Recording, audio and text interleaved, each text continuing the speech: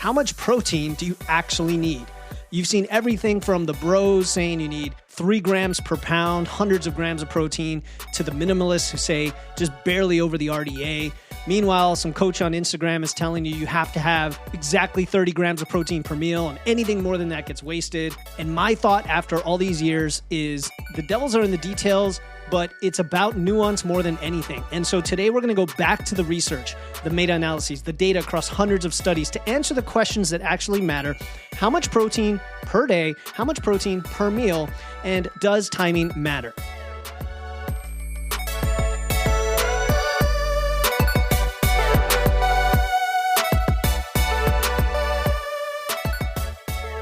Welcome to Wits and Weights, the show that helps you build a strong, healthy physique using evidence, engineering, and efficiency. I'm your host, certified nutrition coach, Philip Pape, and today we're going to again cut through the noise and conflicting advice on something very important that we all care about, and that is protein intake for muscle building. I think this topic is overcomplicated. You have so many different voices, from supplement companies to studies to Instagram, social media influencers, to science experts, to bros, all telling you different things. And I think there's a lot of outdated myths as well about absorption and anabolic windows and all of these. So we're just going to go back to what the totality of evidence actually shows. We're not going to cherry pick anything. We're not going to rely on bro science. We're going to take decades of what we know from everything and simplify it to the targets you want to know. So let's start with why everyone is still confused about protein.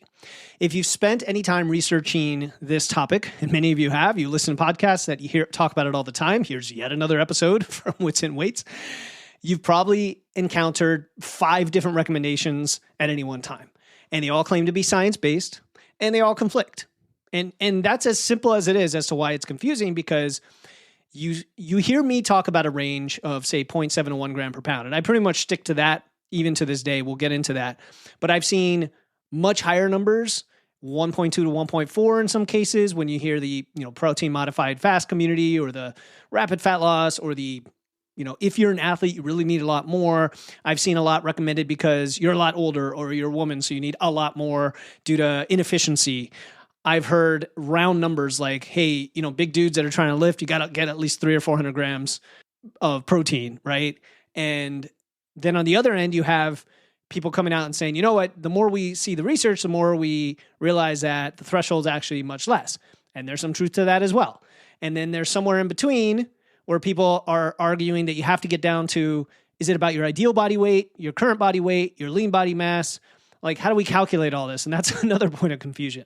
And then there's the debate about how much do you eat per meal? Can you absorb more than a certain amount of protein at once? 30 grams, 40 grams. You've heard about the 100-gram study where they looked at 100 grams and that seemed to be fine in terms of muscle protein synthesis, and maybe it's superior.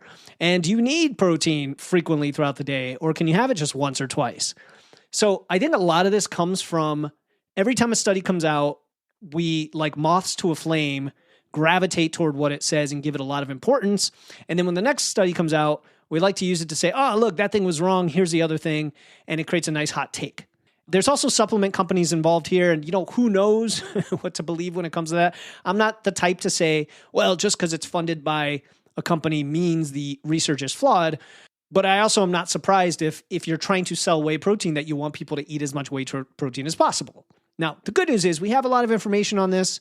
We have meta-analyses which pool together hundreds of studies and data across different populations and training statuses, ages. And that's the other thing is training status, right? Are we talking about people who lift and perform and athletes? And those of us who listen to this show want to build muscle, or are we talking about the general sedentary population? And sometimes it actually doesn't matter. Believe it or not, sometimes there is a minimum, no matter what, that you're going to need to, for example, hold on to what little muscle you might have, even if you're not building it.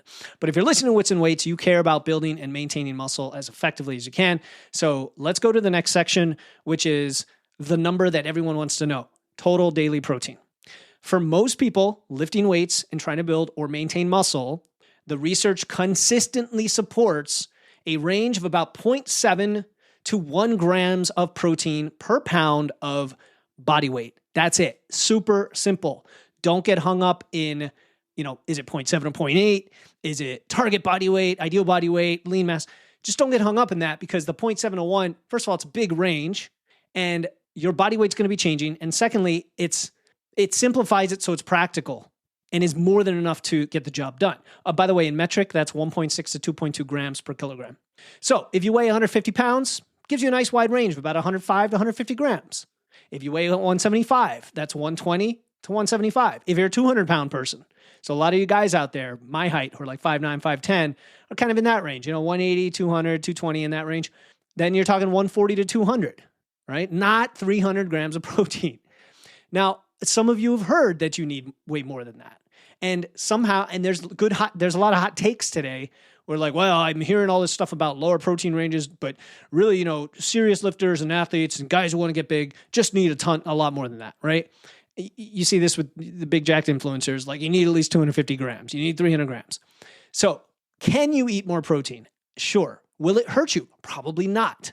Okay. However, if it starts to displace other important macros and nutrients and foods and makes it harder to be practical, that itself is a huge consideration when we think of adherence and the benefits of fats and carbs as well and other nutrients. Will having that much more protein lead to more muscle growth? No. And that's the point, is like you don't need it. But if you like more protein and that's a great way to eat for you and you're getting enough of everything else, it's fine. So the protein's kind of an interesting one in that there is a minimum you want to hit on average, but there's not really a maximum, but you also don't need a lot more than a certain amount. And there are plenty of meta-analyses on these that show a plateauing of lean mass gains starting at around that 0.7 grams per pound. Now you're thinking, 0.7, I thought you said 0.721. Well, that's the point. 0.7 to 1 starts to get diminishing returns, but still a worthwhile set of returns for most people if you're lifting weights. And then it really starts to drop off at 1. Now, there are corner cases like rapid fat loss where you're not eating very much and you're trying to hold as much muscle as possible. There are cases to be made for going above 1 gram per pound. Right? So in a fat loss phase in general, we know that higher protein preserves muscle mass while in a deficit.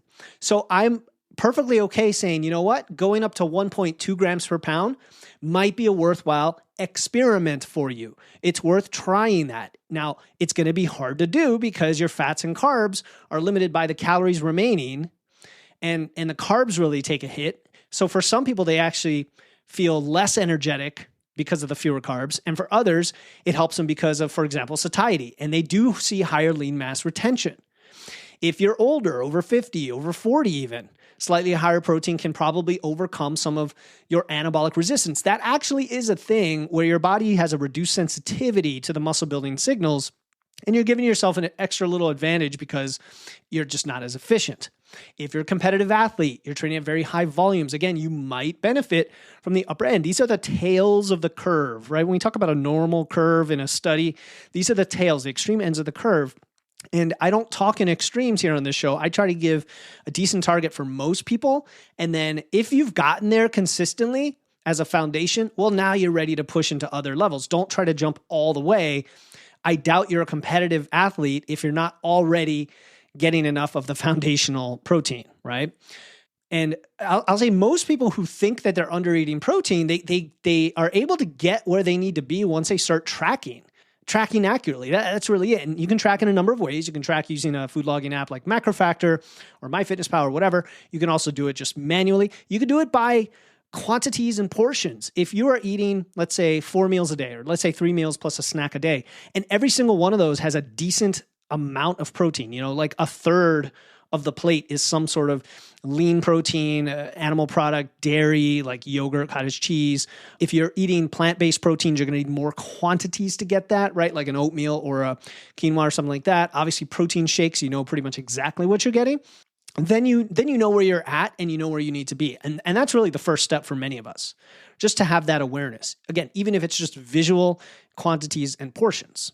And I think people eating a lot of protein who just love to eat a ton of meat. I know ranchers who just get unlimited cow, meat, and they're up in 200, 250, and they may not be aware how much they're eating. Same idea. It's like, hey, now we can balance it down and give us more room for a little bit of those fats, but especially the carbs. The carbs, I know this episode's about protein, but they all work together. And to me, not having enough carbs can be its own major detriment for a lifter, especially in, say, fat loss when the calories are tight, but also even when muscle building. If you're jacking that protein up so high, and let's say you're eating 3,000 calories, guys, and yet you're only getting 120 grams of carbs, that's a huge missed opportunity to jack that up to 300 grams of carbs by just dropping some of that unnecessarily high protein. All right. And that's just a fact. I've seen it happen. I've talked to plenty of lifters, really good coaches in the space, and they all agree, like, you don't need that much protein. So 0.7 to 1 grams per pound still stands as a really great range. All right. Next, let's talk about distribution throughout the day, because this has evolved as well. The per meal protein, I think, does matter. And maybe it matters even more than people think, but not the way that you think it matters. So there are still claims that you can only absorb so much protein at once, and you'll hear numbers like 30 grams. And that's complete nonsense. Your body doesn't waste protein after some arbitrary threshold. If you eat 100 grams of protein in one meal, your body is still going to use it and still stimulate muscle protein synthesis over a longer period after that meal because you have so much protein. So it doesn't magically disappear. You don't have to worry about that. But spreading protein across multiple meals has lots of other benefits that are worth exploring. Okay, this is where the nuance come in and the details. So we know that every time you eat a protein-rich meal, you do spike muscle protein synthesis, and the signal peaks a few hours after eating and then gradually comes back down. So if you eat protein frequently enough throughout the day, you're creating multiple peaks.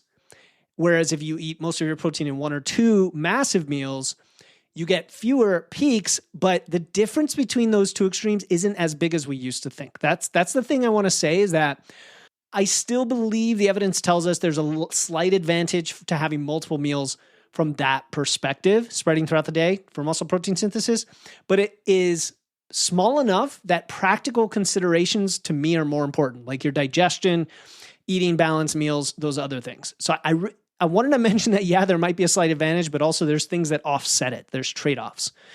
And I would say if you had to pick a range just for practicality and even distribution, for most people, that's going to be like 25 to 45 grams of protein. Like, you don't want to have just 5 grams of protein in a meal unless you're just saying, look, I'm not even thinking of having protein in this meal. I'm having this meal because of carbs, or it's a post-meal workout without protein, whatever, something like that. But for the most part, if you're going to deliberately have protein, aim to have some substantial amount, 20, 25, 30 grams in there. And then the upper limit doesn't really matter, right? It all depends on your size and your age and how much you're trying to eat a day. A petite female trying to eat 100 grams a day, has a little more flexibility on that versus a man trying to get 200 grams a day, So if you're like a 200-pound lifter, then if you're going to have 3 to 5 meals, you do the math, you're going to need like 30 to 45 grams per meal on average, keeping in mind that your dinner might have 70 grams, which lowers the averages for the rest of the meals. But if you're only like 150 pounds, then that comes down to, say, 25 to 30 grams per meal. Now, the minimum is another point of conversation here. That 25 grams, there's still evidence that shows us leucine. Leucine is one of the essential amino acids and one of the most important ones that triggers muscle protein synthesis, that you need 2.5 to 3 grams of leucine per meal to maximize the signal. Again, it's a matter of degrees.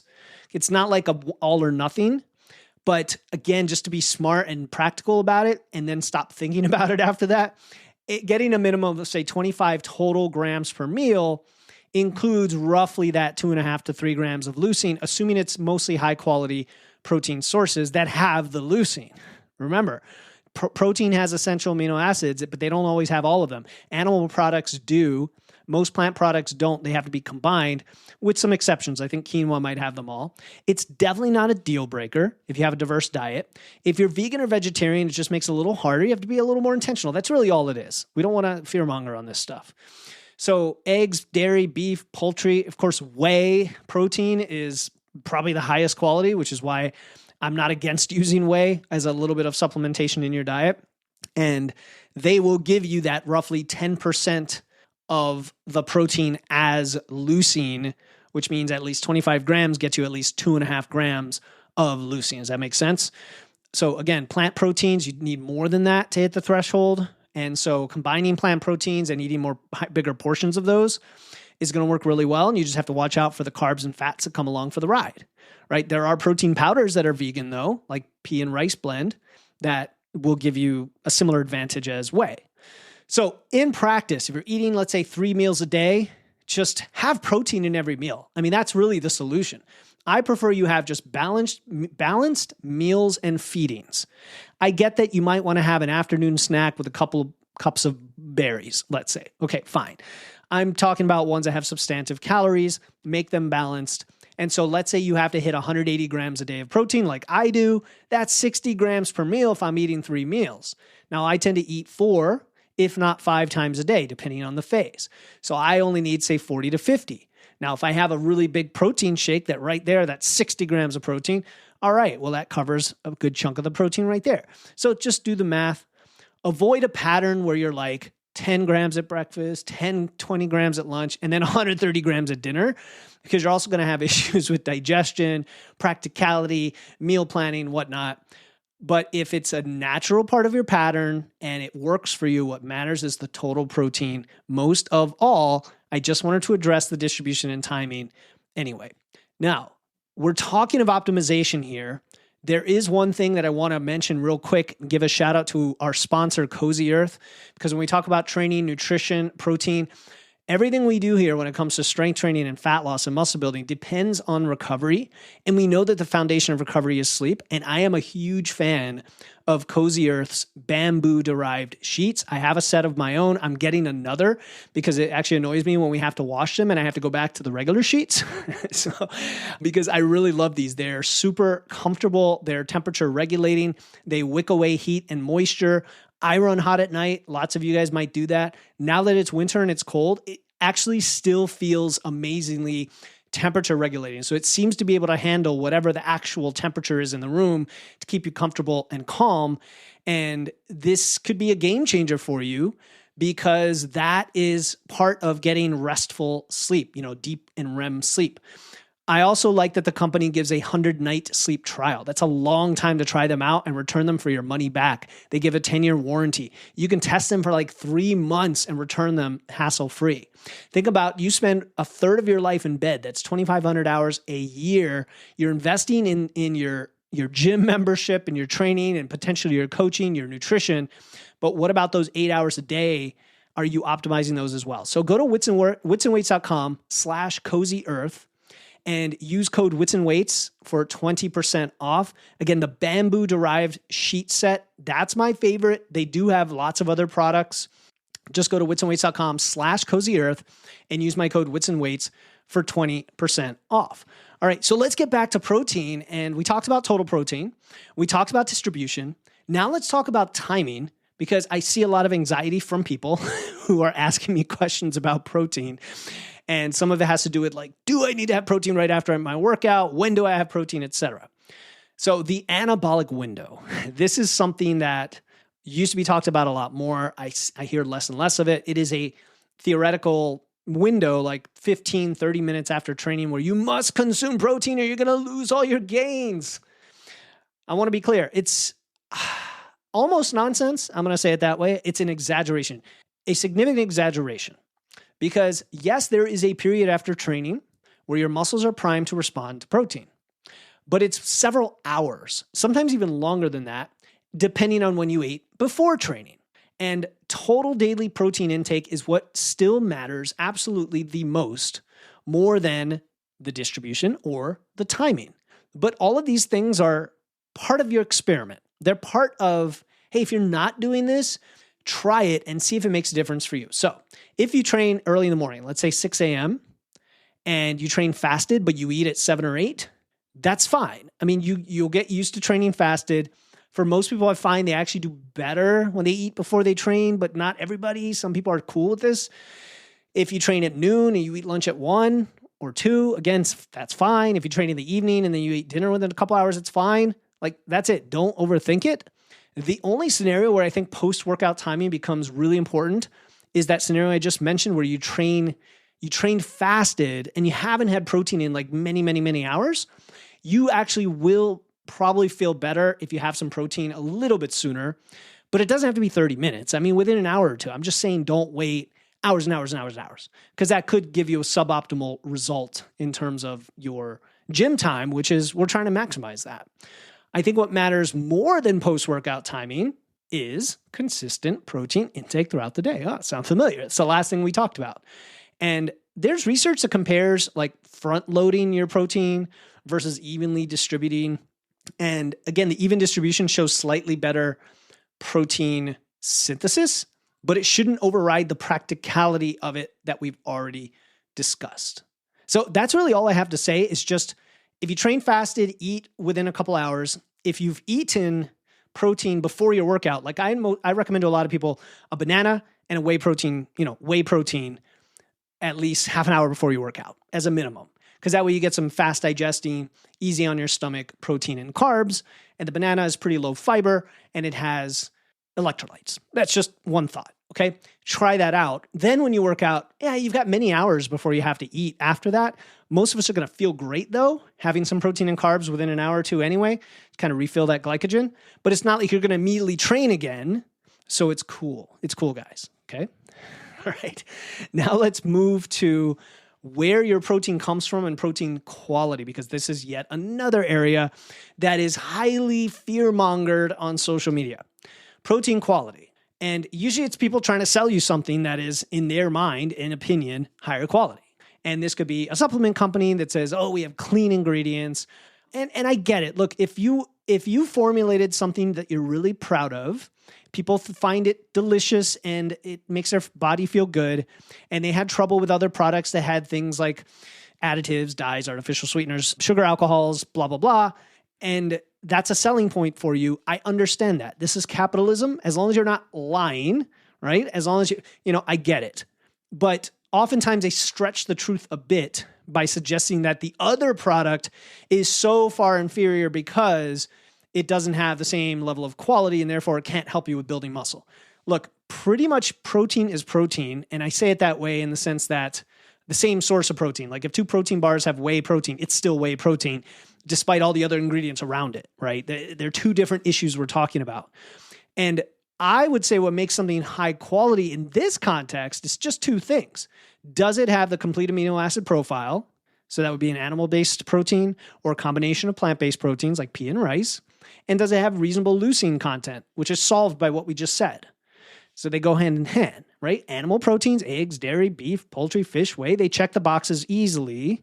And plant proteins can totally build muscle, but many individual sources are a little bit lower in one or more of these essential amino acids.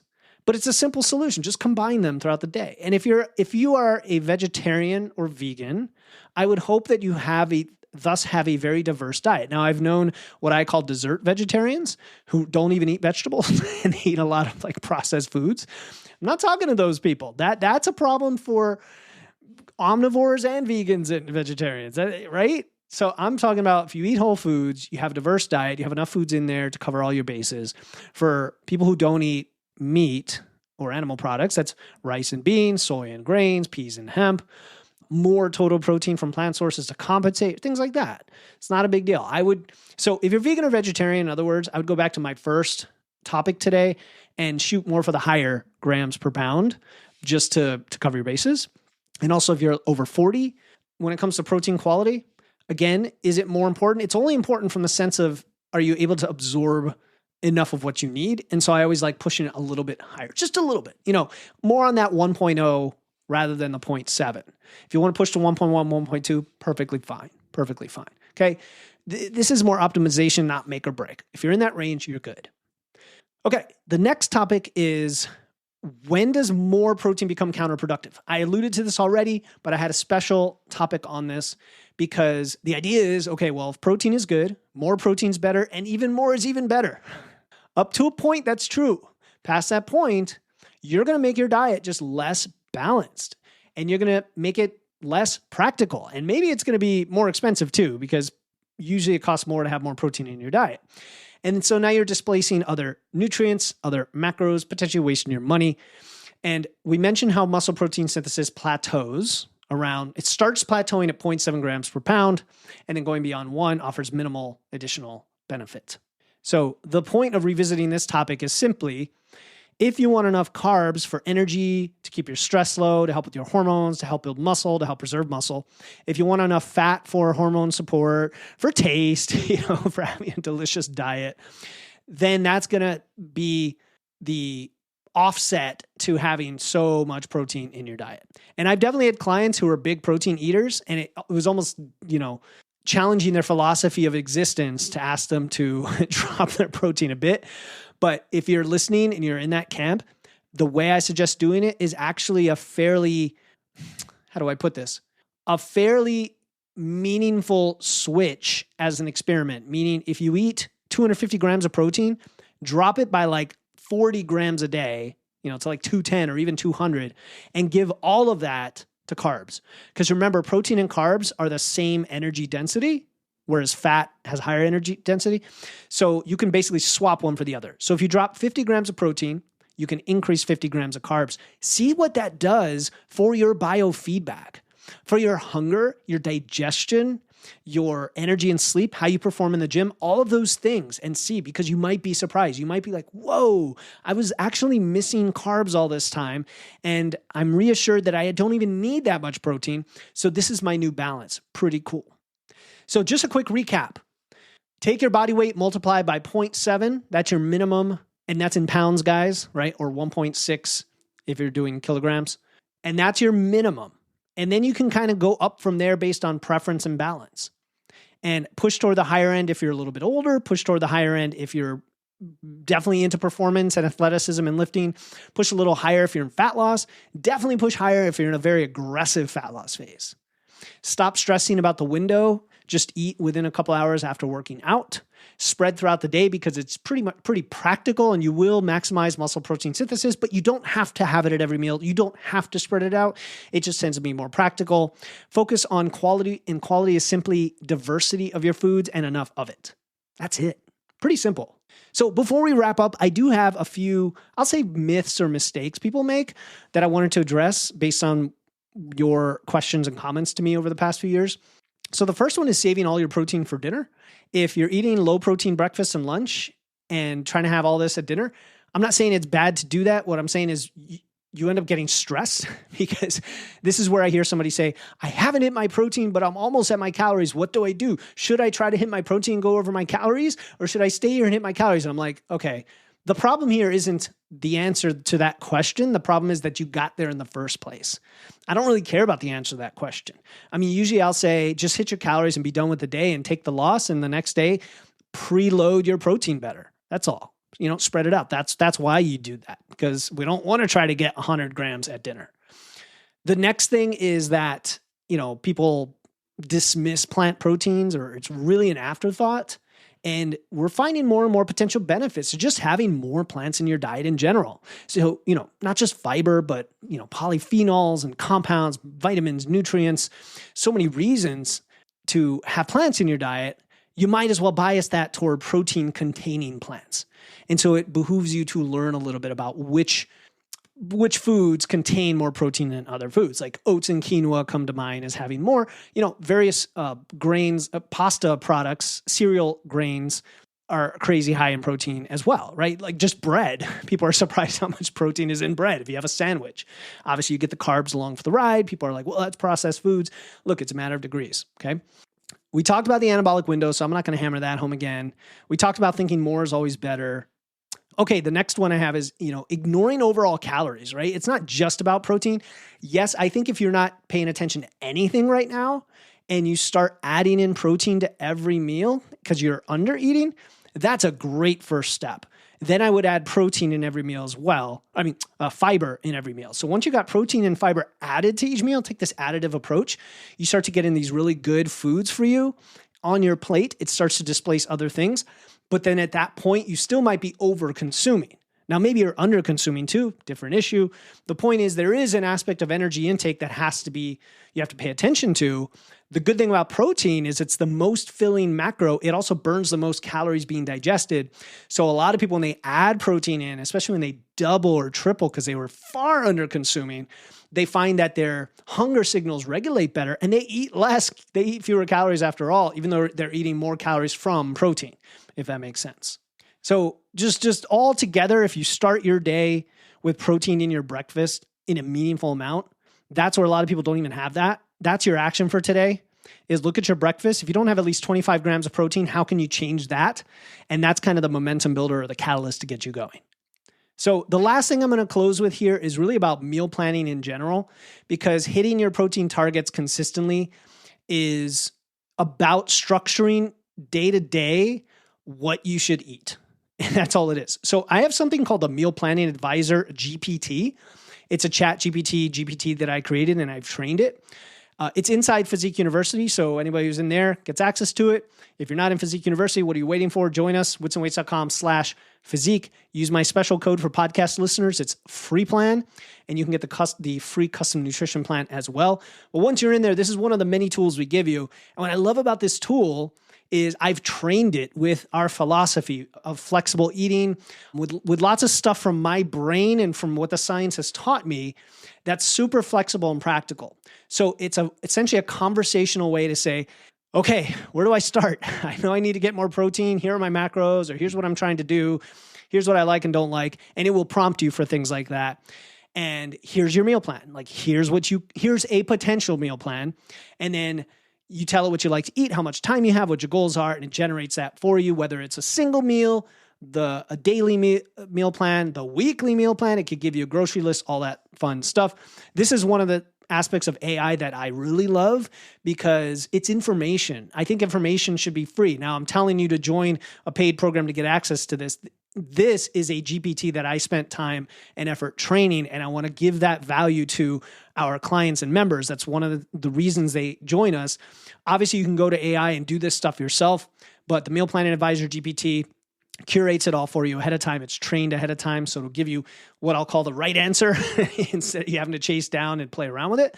And of course, in Physique University, you get all the tools, support, training templates, community support needed, and courses to help you lose fat and build muscle and get to your goal in a much more efficient way. Go to witsandweights.com/physique. Use my code FREEPLAN to get that custom nutrition plan. And I hope that answered all your questions about the big things in protein. If I didn't answer a question you have about protein, it's probably because it doesn't matter. And I don't mean that to be a jerk. I mean that to take it off your mind, take it off your chest, and not even worry about it. But if you do have questions, you know how to reach me. Until next time, keep using your wits, lifting those weights, and remember that your body is capable of incredible things, but it needs the right fuel, the right type of fuel, the right stimulus over time. One of those is protein. This is Philip Pape, and I'll talk to you next time here on the Wits and Weights podcast.